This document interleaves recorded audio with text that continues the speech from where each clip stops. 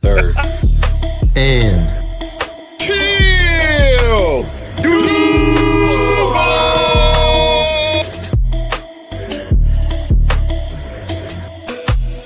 know what it is, man. You're locked into Third and Teal where they keep it real. And if you don't know, you're going to learn today.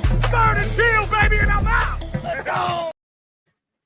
Damn right, everybody. Damn right. Third and Teal back with another edition. Talking Jaguars football. That's all we do. Whenever talking there's football to Jaguars. talk about. So I'm kind of surprised we're even talking about them. I'm gonna do this shit back over here. I don't fucking like it over there. Whatever. Yeah. So here we are. We're talking. We got a game against the Titans. Will we win it and hurt our draft stock, or will we lose it and continue to strengthen our draft stock? We shall see. Yeah, I mean, not too much. I don't know. I hope the Eagles sit all of their starters against the Giants. And yeah, I was about to say I was about to look up their remaining schedule. I think they play the Eagles the last week of the year. Or it could be this week, and then next week they play somebody else. But I know it's Eagles and somebody else. Let's see. Who, the Giants? Yeah, the Giants. They're the only ones in front of us right now. Yeah, I was about to say they play next. The They Patriots play the Eagles and the Colts. They play the Colts and the Eagles. Yeah. And I think right now we're locked into number We're in three because Three. Patriots. Patriots. I forgot the Patriots lost. Yeah. Yeah, the Giants are going to lose out. They're going to hold number one. There's no way. They're not beating either one of those teams. They're not beating the Colts. Colts, they're not beating Colts the Eagles. play down to bad teams, so that one could be a win. They do, but I don't. That's still a stretch. They're that bad. Oh, Now, no, you I they're don't bad, see that. but Yeah. Colts aren't good either. I mean, Yeah. as much as they want to think they are. No, they're not. And I got something I want to talk about today. Actually, I remember exactly what I wanted to talk about. Well, put it on out there, dude. Let's talk about it. I will in just a second. And the Patriots are also losing out. They play the Chargers and the Bills. Oh, yeah. Yeah. Yeah, I don't foresee either one of those teams getting another win this year. So best we're probably going to get is 3, which I foresee both of those teams. I wouldn't be surprised if the Patriots take Will Johnson. No, they're taking Travis Hunter if they're there. I was about to say, but they probably would they might take Travis Hunter too. But I also know that the Patriots are a good secondary away from being competitive. And I would believe that most executives probably have the same opinion that we do, that a certified lock in Will Johnson on the defensive side of the ball is probably better than a certified maybe on either side. It's kind of the same argument we were having the other day. I'm not saying they won't take Hunter. I'm just saying I wouldn't be surprised if they take Johnson. I think anybody that's looking at Hunter could go Johnson either if they need a defense also. I just think that the Patriots are still trying to get rid of that Bill Belichick stink they've got on them, and they want to do something new and fresh. Just like they would like bringing in Gerard Mayo's. Like I think they're going to go for the new and fresh and try and get him in there. And Dion's calling whatever teams are in the top 5 and telling them how amazing Travis Hunter is and all this stuff. And let's talk about this. This is what I wanted to talk about. So you guys probably remember it. I know when Curtis goes to watch this back later, or we can send a clip to Curtis later. I said that the Houston Texans this year remind me of exactly what our Jaguars looked like last year.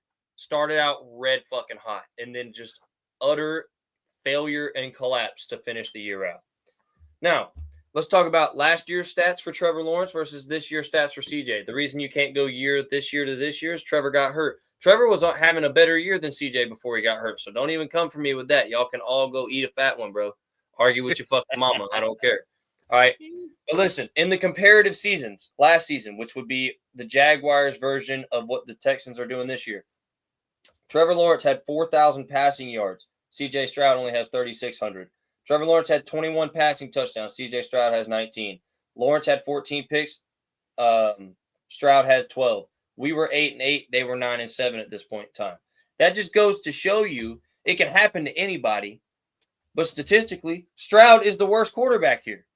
So for all that fucking love that CJ was getting because he was rookie and nobody had no film, nobody knew what was going on, they took the league by storm at the time, and we were all saying it's going to cool off. Just watch. We still have the better quarterback in Jacksonville. Just watch. We've got the better quarterback in Jacksonville. Just watch. And let's be real. It's very possible that the Texans will lose this weekend also, or this next upcoming weekend. CJ Stroud couldn't score for shit. Let me tell you something. I watched the safety that they scored. I watched that game.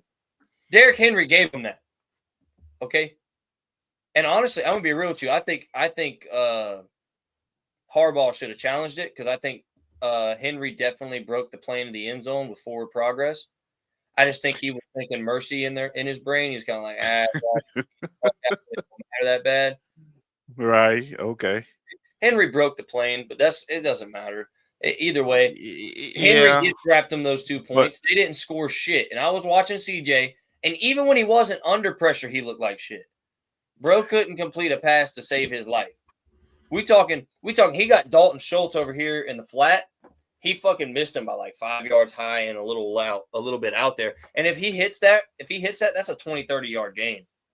You know, simple stuff. Like he was just bad, like really bad. I don't think, like, I'm being dead serious. I've seen Trevor had some bad games because he was constantly under duress and just getting his ass whooped by the fucking D-line. Okay. I've seen Trevor have some bad statistical games because our receivers couldn't catch a cold. And then I have seen Trevor miss some throws. We've seen that. We've seen him sometimes miss high, and sometimes he puts too much of that arm in there. I have never seen one collective whole game that was this fucking bad from Trevor Lawrence. I've never seen that. Never. Like, and I'm talking from just the quarterback play standpoint. And I called Curtis in the middle of the game. I'm not even bullshitting you. I called him. I was like, Curtis, what the fuck happened to your boy? Because he, like, and I wasn't even calling him just to fuck with him. I was like, is he hurt maybe and I don't know it? Like, am I missing something here? No. No, Curtis said he's been seeing ghosts like this all year. All year, yeah. All year long. And he's right. I thought about it. I was like, no, he's actually been ass all year. But I got to tell you, like, I don't know if either one of y'all watched the game, but no, yeah, bro. I watched the whole thing. So what did you think, Eric? Am I tripping a little bit? Am I No, over-exaggerating? you're not. Because, like, I feel like he was, like, the worst shit I've seen since Daniel Jones type shit. Like, he was bad. Yeah. You know, and I told him, I said, this is what's going to happen. They're going to shut Mixon down. Once they shut Mixon down, it was over. Because he don't have Tank Dell. Only thing they have now is Nico Collins, right, and Schultz. But as you said, and we all know, we all know the pressure that Baltimore was putting on him. He doesn't operate well in pressure, which even when they wasn't pressuring him, he was seeing pressure and just getting rid of the ball. Well, see, and another thing, if I'm not mistaken, he stepped into the pocket and would just straight miss too. Yeah. Like, bro was just. I'm saying, you know, the announcers was like, well, you know, he was close friends with Tank Dell, and that still bothered him on the interview. I'm like, once you step on the field, that has to go away. I'm sorry. You have to play ball. Let's be real, man. Trevor Lawrence watched his best friend get his collarbone absolutely fucking smashed over the center of the field. Right. And Trevor went back out there and went back to slinging fucking darts. All right? Know, yeah. You know, the interesting thing, man, they got beat by a better team, and all their flaws were exposed. The same thing we've been saying all year. They can't stop the run. I told Curtis that. They can't stop the run. You got Derrick Henry coming in. Curtis said, well, he's usually have a bad game. Well, I'm sorry. He didn't have one in the first quarter. He almost had 100 yards. Yeah. And then what they do, the way they got the safety is basically was an all-out blitz. We sending everybody. Derrick tried to go outside, and he hopped back in the end zone. They got the safety. Okay, so you're like, okay. So once they tried it again, Derrick almost took it to the house on him, right? Yeah. Now let's talk about this real quick too, because I left off one thing. What? Okay, so last year in the 17-game season when we ended 9-8, right? Right. CJ and them are 9-7 right now, if I'm not mistaken. Okay? Right. The only stat that CJ beats Trevor in is the overall team record and the average pass yards per attempt, but that's because they're tied in it. They both averaged 7 yards per attempt. Trevor beats him in completion percentage, 66.3 to 62.7. Passing yards, 4113 to 3677. Passing yards per game, 241.9. He beats him to 229.8. Passing touchdowns, Trevor ended the year with 25. CJ has 19. Interceptions, Trevor ended up throwing 8 total. CJ already has 12. QB rate, like QBR, Trevor had a 95.2. CJ has an 86.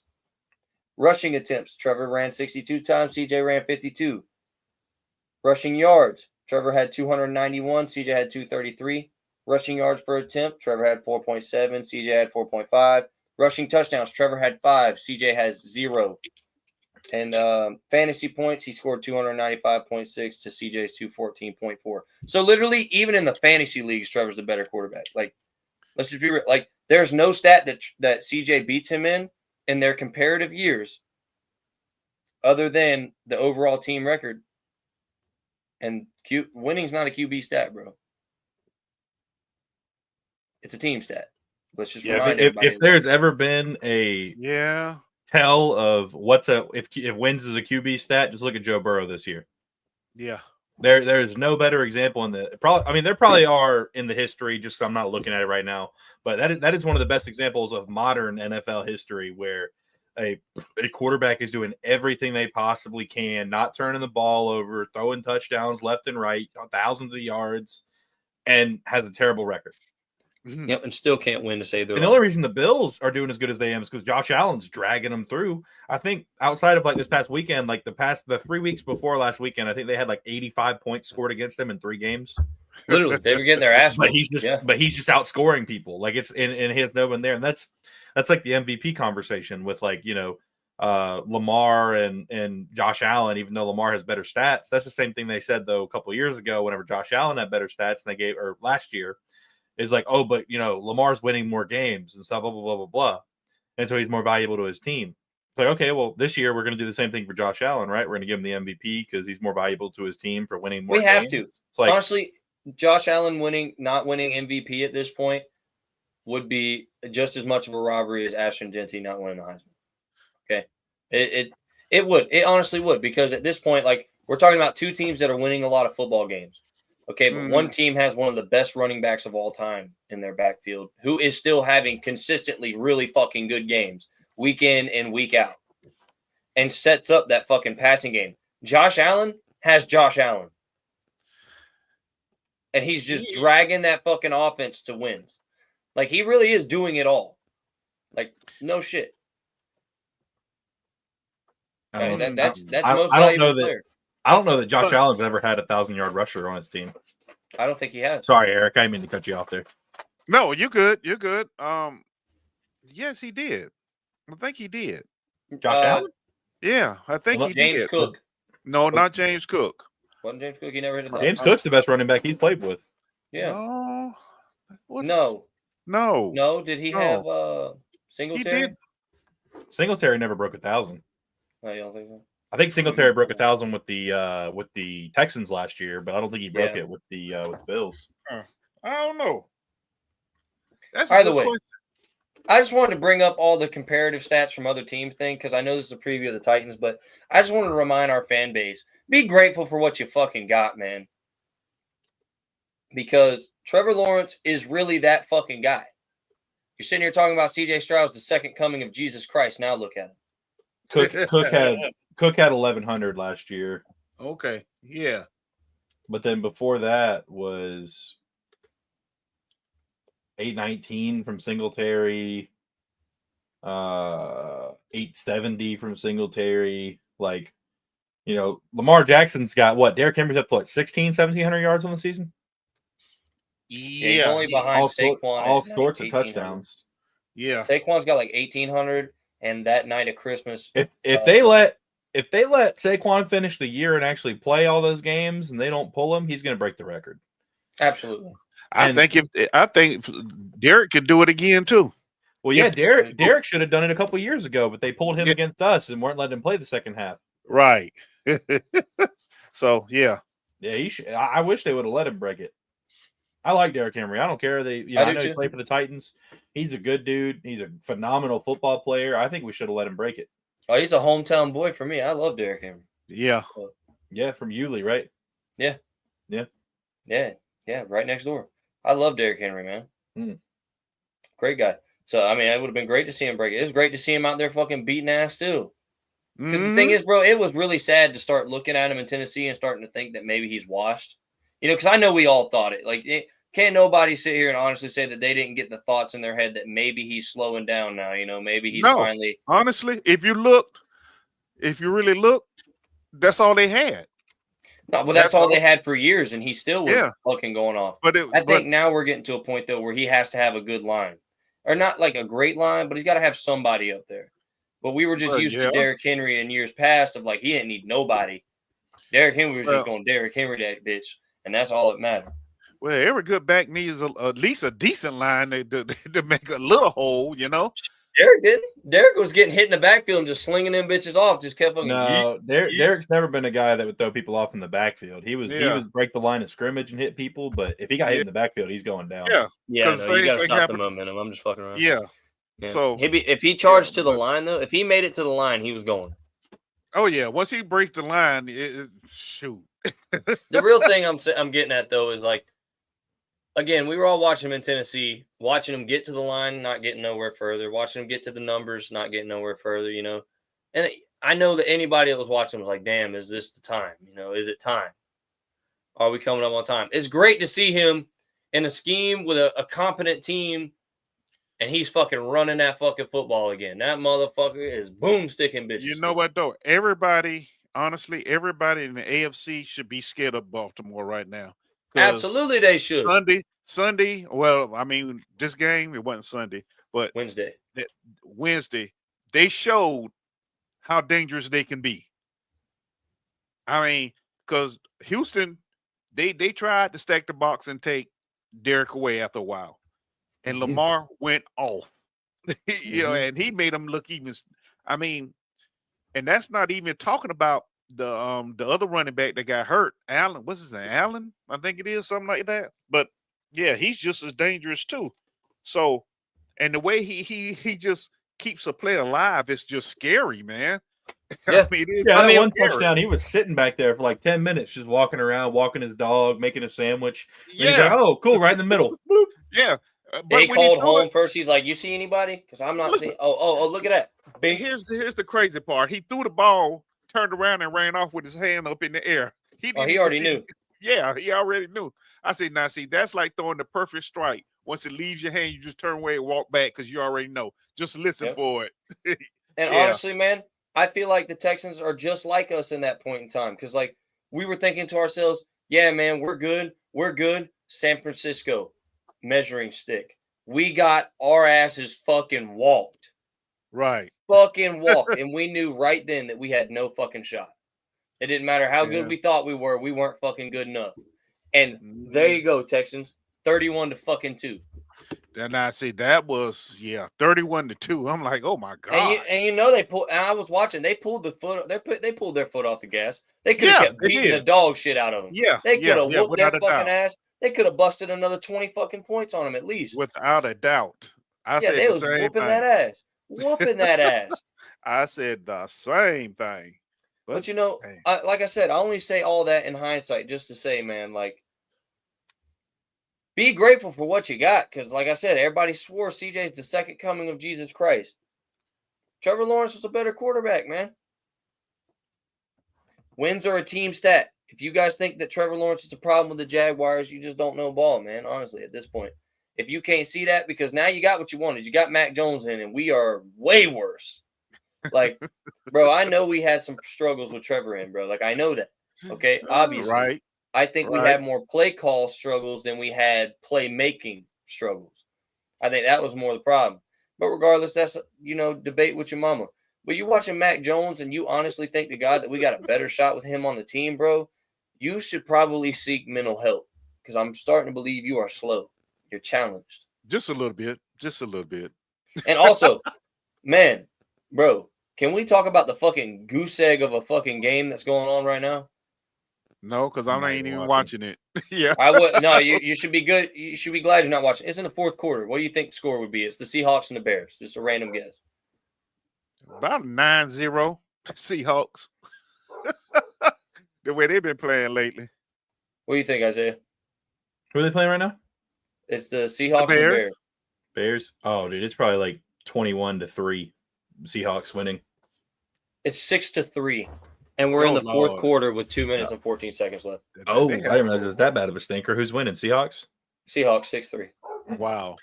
Jason Myers, baby. Yeah.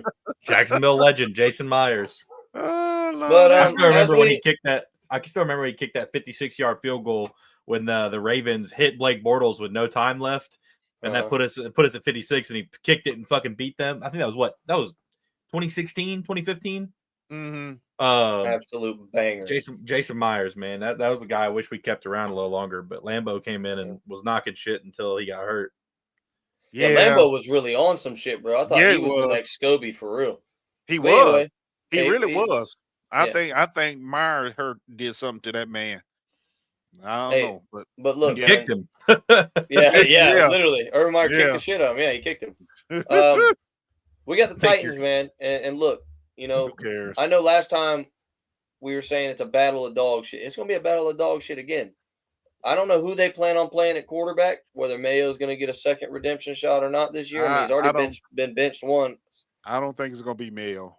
I think it's going to be Mason Rudolph. If it's Mason Rudolph, we're going to lose. We're going to lose because Mason Rudolph, whether he's a great quarterback or not, it's not the point. That guy is a serviceable backup. He does know how to win a football game. He may not win it beautifully. He's not going to win it in style. He's not going to set off the fireworks, but he knows how to win a game. Mac Jones knows how to make corny ass jokes and taunt people when he runs for 10 yards. Other than that, man, hey, all I can say is I really think it's going to be BTJ is either going to take this game over or it's going to be a battle of the run games and someone's going to have to pop some shit off. And, I mean, that's really all it's going to come down to because our defense has shown none of them can do their job consistently. Our offense don't do shit. But I have to admit, Dewey was in there last week for a change, and the back end wasn't as bad. I don't rope Dewey in with those guys because Dewey's on a level of his own at this point. Like, I can't credit Dewey with the dog shit goose egg of a season we've had because he wasn't even here for most of it. Right. And then when he came back, they're just having him fucking watch. And, you know, I fucking love what he said in his interview, man. That's the type of dog we need on the field every fucking snap. He's talking about, I know I'm a starter in this league. They're like, and he's right. And they were like, is there any reason? Are you on a snap count? He's like, nope. Nope. I have no idea. No. And he even said it. He said, y'all saw me out there today. Y'all know I'm making plays. Y'all know I can do this. Look, what Doug Peterson say? He was in what did Doug Peterson say when they asked about him? What say? Winger was on track. Oh no, blah, blah, blah, blah, blah. We're looking at that right now. There's a possibility. Yes. Yeah. I think the health where he is one thing. I think too, understanding the defense is another. Hell, from what I saw this week, he understands the defense better than those jokers that's been in there. No, it sounds like the defense needs to start to understand Dewey because Dewey making plays and the defense ain't. So he said, my only, if there is a regret, is that he got hurt in camp and he didn't really get a chance to start the season. He's coming in his own right now. He played well last week and look forward to these next couple of weeks watching him go. And then Ryan Nelson said he was in the plan. Yeah, for sure. He was in the plan. the whole way, the rotation, the plan from the very beginning. So he made some plays. He had a good camp and then had an unfortunate injury, which they really never told us what the hell it was, just a knee injury. And we changed some things defensively, personnel-wise, because of that. We're glad to have him back. It's good to see him out there, fiery, physical, running around, high energy. So that was good. It was good to have him back for sure. Yeah. Because we didn't have those blown plays on the back end. Yeah. That's just a media response to Dewey saying, I'm not going to play this media training shit. Y'all saw what I can do. Right. So if you're just as curious as I am as why I'm not out there, you should put some heat on him. And then there you go. Dewey put the heat on him. And he should. Somebody fucking needs to. I'm not going to lie to you. That's the only knock I have on Trevor Lawrence, bro. I wish Trevor Lawrence did a lot more of that and stop playing fucking humble hero all the time. Fuck that shit. I want you to say it, bro. Say it on the fucking mic. Say that the play calling's dog shit. I want you to say, like, bro, no, we're not going to do anything when our offensive line can't fucking stop a wet paper bag, bro. No, we're not going to be able to do nothing. And no, we're definitely not going to be able to do nothing when none of our running backs know how to hit the fucking hole. No, we can't do nothing. And then also, no, we can't do nothing when I hit our receivers in the hands and the ball still ends up on the grass. No, we're not going to do nothing. That's what I want to see Trevor do. I want to see Trevor do some shit like that. And that's exactly why I like Dewey being on the field. Fuck, even if Dewey was giving up plays on the back end, at least he'd say the shit. You know, he'd say, well, yep, that's on me. You know, I fucked that up. Well, I think one thing that hasn't been asked yet to them and really needs to be asked is why did Darby just become a healthy scratch? Like, why is this just now happening? I don't care about him being a healthy scratch. Like, why is he just now being demoted from starter? That's my point. That's his point. Yeah. I mean, like, I don't care. Point. I don't care if he's active or not on Sundays. It's just like, you know, what was the point of just like instead of benching him, like Darby might have told him like, hey, I'm not dressing out. That's probably what happened. Darby probably said, hey, I'm not dressing out since y'all aren't starting me. I came here to be a starter, and yeah, it wouldn't surprise me. I don't really that's my point. Is I want to know. I want to know, first of all, I want to know whose choice it was, because that shows me how much trust I should have left in this coaching staff at all, which I already don't have any. But, like, I'm just saying, like, if I find out it was Darby saying that, or Darby had something going on and he just didn't want to play, so that's what made you make the choice, you know? Or, like you said, that was really my point. Is like, healthy scratch is just a nice way of saying we benched his ass. You know, because that's what they did to Mason Smith when they was mad as fuck arguing with each other. Oh, we benched his ass. Yeah, we had we had this conversation before we even started playing. Remember? Say, what happens if Darby has to get to the point where they have to bench Darby? Remember, we talked about this. Yeah, we did. We did. We talked about it. We thought it'd be for a different reason, though. But yeah, I mean, you know, either way, it's the reason, right? And the point is, they brought him in, paying him a lot of money to be a starter, but as you can see, it didn't pan out. So I'm sure there was some pressure probably coming from the GM or somewhere saying, no, give him some more, give him some time, work with the defense until it got to the point where they could no longer allow him to be on the field. Well, see, that's but that's exactly what I'm talking about. That's exactly what I'm talking about. That's really just a testament to their competency. Because if I'm seeing a guy that I want to take the starting role, he's just not quite there yet, I'm going to work him in with the ones in practice, but he's not starting on Sunday. If you're not ready to start on Sunday, you're not starting. We can say the same thing about Eric Armstead. Why is he still starting? Well, you know, honestly, I would like to see him starting still, just at the fucking inside where he belongs. Okay. All right. I see that. Yeah. I mean, if he was on the inside the whole time, I want him on the field because he actually makes a fucking difference there. He does not do shit at edge. Not a fucking thing. No. Heck to the that no. motherfucker couldn't make his way to the quarterback if he had a fucking set of directions and a map in his hand. He don't know what the fuck's going on at edge, bro. No idea. He's lost. And you know, honestly, I'm so serious. The only two people I think that are active and playing right now that I'm just like beyond excited about for the future is BTJ and Jarian Jones. Everybody and Ventrell. I gotta say three. Ventrell. Yeah, I was gonna add him. Yeah, Ventrell's on there because even though I'm excited about Mason Smith and Jordan Jefferson, I'm still worried about injury history and how long they can keep it up because we've only seen them on limited snap counts anyway. So I'm not going to say that I'm not excited about the potential that's there, but there's still definitely a red flag there to be worked out to see if they can stay on the field. But BTJ, Jarian, we know they're staying. We know Ventrell can stay on the field. I'm super excited about those three. Everybody else, get fucked. Honestly, I don't think it would make a difference if they came or went. Josh Allen just got paid all his money. No fucking difference. Trayvon Walker, he makes his name heard sometimes in the fourth quarter. It's like these motherfuckers are trying to stay off the news all of a sudden. They just trying to stay out the way. You got fucking Andre Sisco acts like he's a fucking freshman in college again. Fucking Tyson Campbell don't even turn his head for the fucking ball. That's day one of fucking DB camp, bro. Turn your head for the ball to avoid the PI. You don't even look when it's coming at you, dumbass.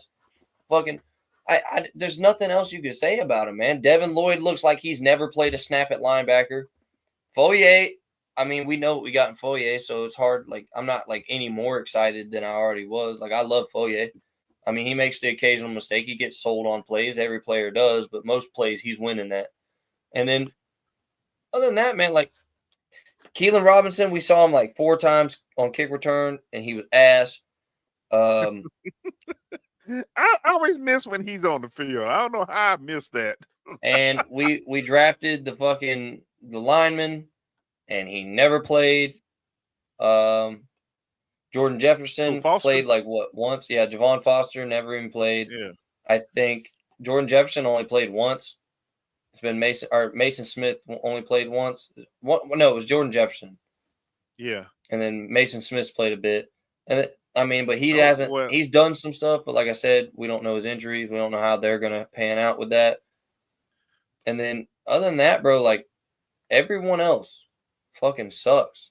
DeAndre Prince has no idea what the fuck's going on out there. He's lost. Savage.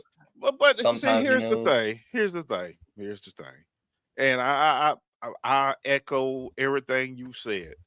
But then it goes back to, is it really the players or is it the scheme, the coaching?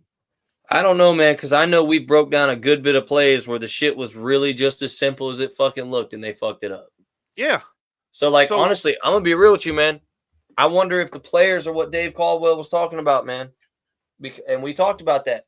We talked about that a few weeks ago, because I'm not going to say that Ryan Nielsen don't be trying to do too much, because he does. He's trying to do way too much. Way too much. Way too much. But at the same time, when bro calls a simple cover 2 or a cover 1 robber, and my linebacker can't stick his fucking zone and goes across the field on a fake, he can't play the game for him. You can't play the game for him. And you can't, and no matter what coverage is called, Cisco is not the QB spy ever. And he continues to try to make himself the QB spy. So I don't know what the fuck he's doing. My point is this, though. I mean, we talked about this the first few weeks, but here we are week 16, 17, and we still talking about it. Well, it's because we still suck. And I think the problem with that is, though, is like we said, are there some of these players that are suffering from scheme issues? Yes. I don't think Devin Lloyd's one of those players. I think DeAndre Prince is one of those players. Okay. That's lack of playing. I think it's lack of playing, and I think it's just Nielsen trying to do too much with him too fast. Jarian, I think the only reason Jarian's not suffering from that is because Jarian don't give a fuck. To be honest with you, I don't think he gives a damn. He just goes out there, and if you say he's got this guy, he's got this guy. And that's all he gives a fuck about. He's not here to do no stupid shit. Like, that's it. And you got motherfuckers like Cisco. Cisco's not suffering from scheme issues. Cisco's trying to do too fucking much. Cisco's trying to play hero ball, and he ain't no fucking hero. He is not the main character, bro. Bro thinks this is his story. He is not the main character. Because every time he tries to step up, he gets shut the fuck down, and he always gives up something big. Tyson Campbell. Tyson, I do think, is sometimes still suffering from the scheme. Tyson's been pretty locked down. He's made some stupid mistakes. But again, it's like Isaiah pointed out when we talked about he didn't turn his head. That's been a knock on Tyson Campbell his whole fucking career, bro. Right. That's not a scheme issue. That's a you issue. Like, how fucking long does it take before you learn? Turn your fucking head. It's not even hard. Just like, see, I just did it like 5 times. Like, it's not hard, bro. Look for the ball. And that's always been a knock on him. So I mean, that's true. That is true. That is true. Darby is not a scheme issue. Darby's just ass. Darby fucking sucks. Look, Darby is old. You know what? And you know what? That's fine. He can say whatever he wants to, but bro still took the money. Bro still wanted to be the starter. Of course. And you know what? Hey, take your money, but don't be the starter if you don't think you can be the starter, because you know you finna get clowned. You know you finna go out there and look stupid. He really believed that he could do that shit, and he cannot do that shit. No. He's ass. I don't really care why he's ass, but he's ass. Eric Armstead's suffering from the scheme. Okay. I can see that. I can see that because Because- he does produce a little bit better from the inside. And He I does. think Josh Allen and Trayvon Walker are both suffering from scheme too. Yes. Because fuck, even if they do break off their one-on-ones, they're fucking half a mile from the quarterback with how wide we're setting the edges. I mean, Yeah. they've got to run 15 yards just to get to him. If there's a quarterback in this league that can't get the ball at least thrown away before they can close 15 yards, you need to sit down. Well, hell, go they ahead ain't and got to sit do down. that because they running like that wide. Hell, we leaving the holes for them to run anyway. I was about to So- say, and they got Mack truck lanes to drive Yeah, through right there so, between the alright. guard and the tackle every time. Right. I mean, you know, I mean- it's funny though because like last year and the year before, I was talking about this, and I'm sure y'all maybe remember, but I guess technically y'all weren't on the show yet, but like 2020, 2023, 2022, I talked about how Trayvon Walker and Josh Allen never had vertical pass rush ever. They always were going straight into the chest of people, and they were trying to get at it. But we had inside support ish. We were at least leaving guys inside. So then quarterbacks were just running out to the outside, straight to the sideline, and they get around them. Or occasionally Josh Allen, the game against the Colts last year, where he got 2 sacks on Richardson for Richardson running out of bounds, trying to go sideways. Right. But then now we finally get that vertical pass rush because that's how guys like Chris Jones and other dudes, when they play on the edge, they get their production. They go vertical. They have two big guys in the middle, and then when the quarterback tries to go up through the lane to leave the pocket, they shunt back inside and they get him. And like that's what we've been seeing in the NFL, but that's when you have solid guys in the interior to where the quarterback can't either just run straight up the middle and he can't go wide because of that. Well, now we finally get the vertical pass rush that I've been asking for 2 years from the outside guys, but then we have nobody on the inside. So then the quarterback just walks right up Main Street and gets out of the pocket, no problem. And I think So we're overdoing that too. It's You're right, though. Yeah. It's two good, like it's two. I don't want to say good schemes. It's two pieces of a scheme that work in different schemes, not in the same scheme. And that's the issue, is that we're running two completely contradicting schemes at one time. And it doesn't make sense. You can have the vertical, but you got to have the interior.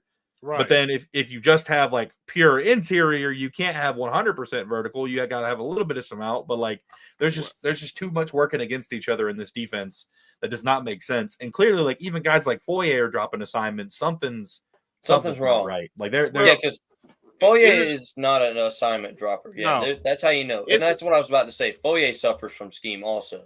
Isn't Ryan? I mean Nielsen. This supposed to be some type of hybrid defense anyway. It's hybrid. It is a hybrid. It's definitely hybrid. It's just it's hybrid dog shit.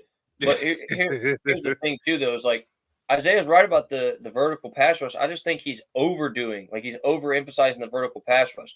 I don't think there's ever should be a scheme where there's more than 5 yards between the DT and the edge. Like, dude, we're talking 8 to 10 yards set, bro. If that left tackle or right tackle gets inside leverage on you at all, the run lane is fucking insanely huge. Like you're literally asking to get destroyed every play. But another thing, we haven't had anyone on the interior at that spot opposite of Devon that's consistently doing the inside work like Isaiah was talking about. Right. And I think that comes down to scheme. That's a scheme issue as well. It's like not like the players have to make the plays. Okay. That's playmaking problem. That's player problem. But like where it comes to scheme is like, again, how is it, bro? And it's just as simple as this. We've said this so many times. How is it we can sit here and we can see this on the All 22? And I mean, anybody with a set of eyeballs is sitting here watching this and they know. Okay, like, bro, clearly this guy's not getting it done. Why the fuck do we keep doing it? Like, what are we doing? It's just like we've been saying. Eric Armstead, they wanted to try him at edge. He should have never made it past the second quarter of the Miami game at edge. Right. Never. Should have never made it. He got that 1 sack and couldn't get off the block for the rest of the game. The rest of the game, right? Okay. And then like by week 3, say you wanted to give a little bit more time. You wrap week 3, still no fucking way he should go back at edge. But he's still there. Still there. And it's like, listen, man, at what point can you call something a loss in the name of winning a game? Like, fuck, man. Well, I mean, he's on one edge. Abdullah is on the other edge, right? Abdullah don't do shit over there either. Exactly. So but that's my point. You know, and this third down, big third down. Where's Josh? Where's Trayvon? Nowhere on the field. Sideline. Yeah. That's a scheme issue. That's a scheme issue. Yep. Devon on the sideline, or you got Devon Hamilton dropping back in coverage. Yeah, that's stupid. That should never happen. Why do you have him dropping in coverage? I mean, really. But that's not even the biggest thing, too, is like, why are we rolling Cisco down to the linebackers and expecting him to have a 40-yard drop? Yeah, What? no. Like, bro, you're not like, he's not that guy. Like, you need Tyreek Hill at that position to make it back in time. Like, it's just honestly, it's like I said, man. There are players that are suffering from skill issue, and there are players suffering from scheme issue. I believe Devin Lloyd suffers from a skill issue. I think all of them suffer from a scheme issue as a whole because our scheme just sucks. But there are a couple of them that are also suffering from individual skill issue. Devin Lloyd is one of those motherfuckers that's suffering from skill issue. No, hold on. I would like you to think back to all those times he's standing right there and the linebacker or the tight end is chipping off right in his fucking face. He is clearly the middle. He's the middle coverage. And the tight end chips right there and drops right there beside him and catches it and just runs right around him. Like, and you think, okay, one or two times, that's just a good scheme by the offense or good chip. You're like, or maybe a good tight end. No, every time that motherfucker gets left to watch the middle, he gets cooked. It don't matter what kind of chip. It don't matter what kind of release. If it's an in, whether it's a drag, whether it's a slant, whether if it's just a curl, it don't matter. He gets cooked. That's a skill issue. At some point, that's a skill issue. Because again, now if we're trying to do this hybrid shit where like people are switching back and forth and maybe it's just a missed assignment, that's a scheme issue, right? Because clearly we're not installing the game plan right. All right. But when it's obvious that you're the middle guy and you do everything but cover the middle, the number one thing that comes back to my mind is the Cole Kmet, the Bears game. Like we're talking, bro. Like we're talking. This guy gave Cole Kmet 40 yards every fucking snap. Every snap was giving up 40 yards to this guy. And it's all on Devin Lloyd the whole time. The whole damn time it's on Devin Lloyd. You put Ventrell, because remember, here's the thing. We got to remember, Ventrell's a rookie, bro. We put Ventrell in that same spot, that shit's not happening. That is not happening when Ventrell's standing there. Because Ventrell is using the skill and the eyes for the football. Because here's the thing, bro. Scheme can only get you so far. Eventually, natural ability and talent has to take you to the next step to recognize an instinct, to recognize, see the ball, get the ball. That is where natural instinct and ability takes you. And honestly, at this point, I don't think he fucking has it. I don't remember the last time the motherfucker even sniffed an interception that wasn't thrown directly at him by a blind-ass throw. I don't remember the last time the bro broke a pass up on a boomstick hit over the middle. I don't remember the last time bro even plugged the gap in the run game. I don't remember the last time seeing him do anything that was really exceptional at all. I've seen Ventrell light it up all year. Foyer does what Foyer does. Jarian's even gotten more pressure than him. I mean, we're talking at this point, again, like I said, everyone as a whole suffering from scheme issue from time to time because this scheme sucks. Right. But he's suffering from skill issue on top of it. And I think that's why he's really getting exposed for real. Because I think in Caldwell's scheme, I think it was actually a saving grace for Devin Lloyd. I think because in Caldwell's scheme, it all ran through Foyer, so Foyer could keep his ass in line and kept him on this little simple shit. It was just simple, watch the flat here and there, and if somebody comes up this gap, just plug that gap. He really didn't have to do too much. It was really simple for him. And I think that's why we all thought we had something in him. We were like, oh, man, he's definitely going to be the next one. No, he's not. Foyer was just doing all the fucking work, and now we see it.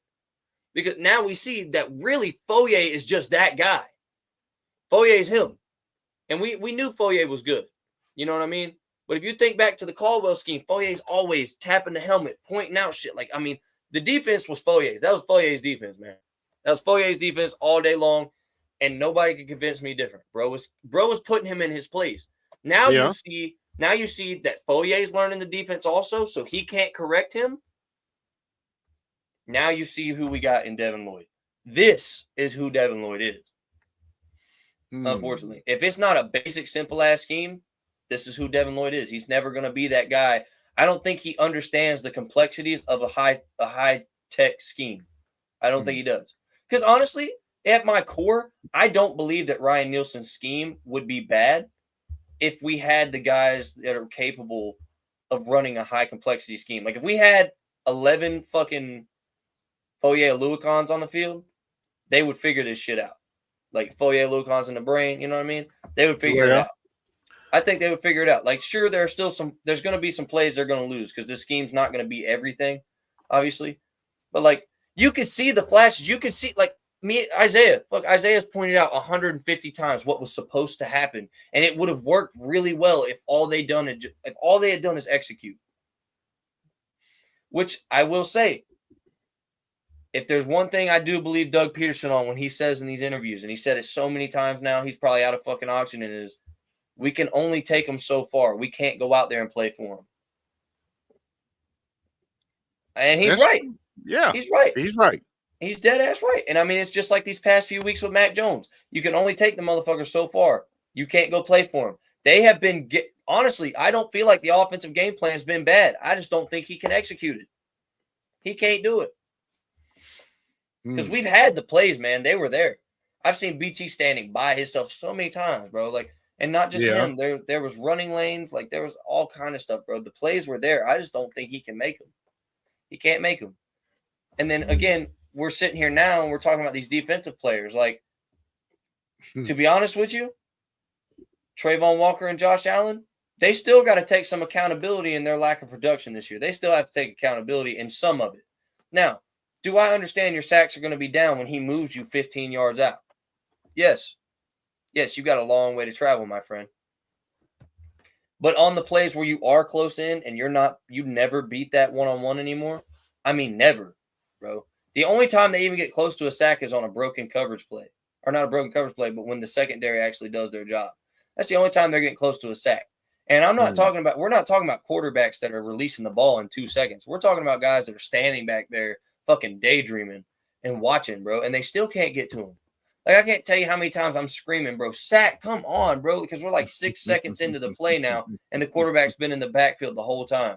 And they're just like, I can't get there. And we've even broken that down. We've showed their lack of versatility in their pass rushing moves. They don't do shit. Yeah. They try to bull rush you, and if that don't work, they got it. I will say Trayvon still has a chance. Well, even with like having like a perceived down season, he's at 8.5 sacks. He's still on track to potentially break his 10 sack record from last year, like his PR.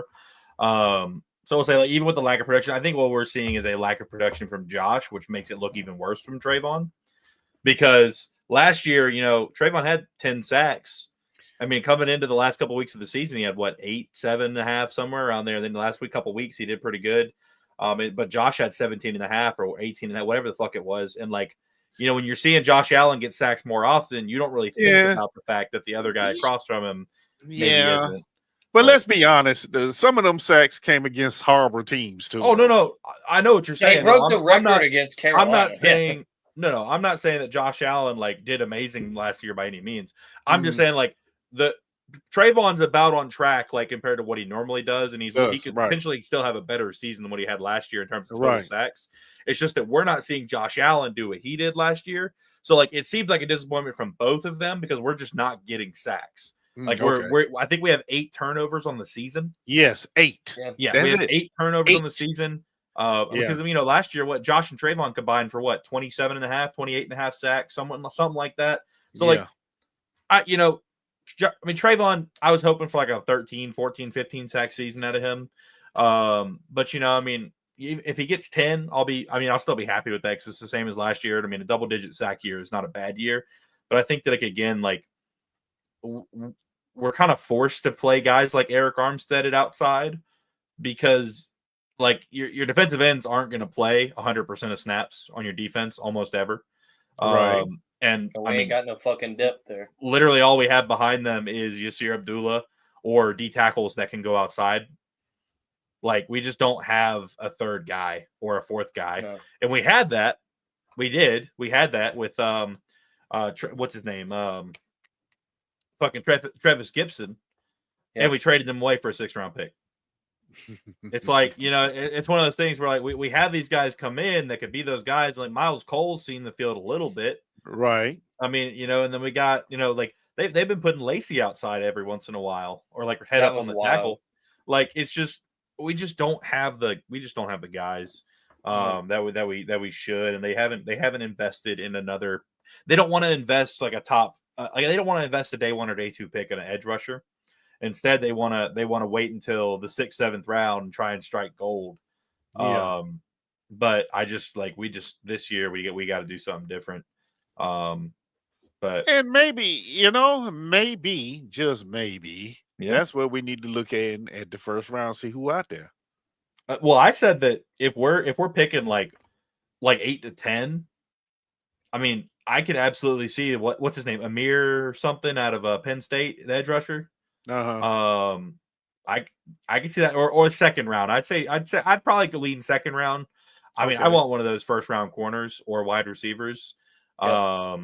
Personally, if I'm picking up there, I want another receiver, man. But I mean, I'd prefer a corner just because, like, at least at receiver, like we could probably find somebody decent to pair up with BTJ. We have Evan Ingram coming back, and Brenton Strange is playing well. But I just think that corner is our most pressing need, in my opinion, currently. But a 3rd edge is way higher than anybody's willing to admit. Right. Oh yeah, no, I think it's right there with them. I think the reason I would go receiver is because I think you see all these dynamic offenses that are really explosive. They have 2 really good weapons. Like they have 2 really good weapons. That's what makes them extremely hard to cover. If you have one really good weapon, they kind of hone in on that one guy and they force the other guys to beat them. Well, part of that too, though, is there's a lot more receiver talent in this draft than cornerback talent. That's almost every draft. Almost every draft, like the corners really fall off after round 1 or 2. But like you can find receivers day 3 that could produce for you and like different stuff. I mean, like Parker Washington is a solid example of somebody who really could be a good player down the line. We just haven't given him enough time. Right. But it's one thing to think about too. Is like, I'm a lot more comfortable picking, and that's how I'm approaching it. Just to clarify, like, I'm a lot more comfortable picking a corner. Yeah. Top 5 than I am picking a corner day 2 or day 3. Now we got lucky with Jarian. He fell way lower than he should have. Right. But it's like we could have not gotten lucky, and someone else could have taken him earlier. Yeah. But I don't know. I don't really have much else to say on this one. I don't know if y'all do. I know, Eric, you're driving over tonight, aren't you? Yeah. I didn't realize you drove over at night. I didn't even realize that. If I'd have known that, we could have held it off. But I didn't realize. I always drive at night. Okay. That's my Army day training. We always rode at night. I got you. Well, y'all got anything else to say before we cut this one off? Duval, baby. Duval. Hey, well, we talk after we okay. Shut up. All right. Yeah. See y'all. Peace. Be good people. Peace.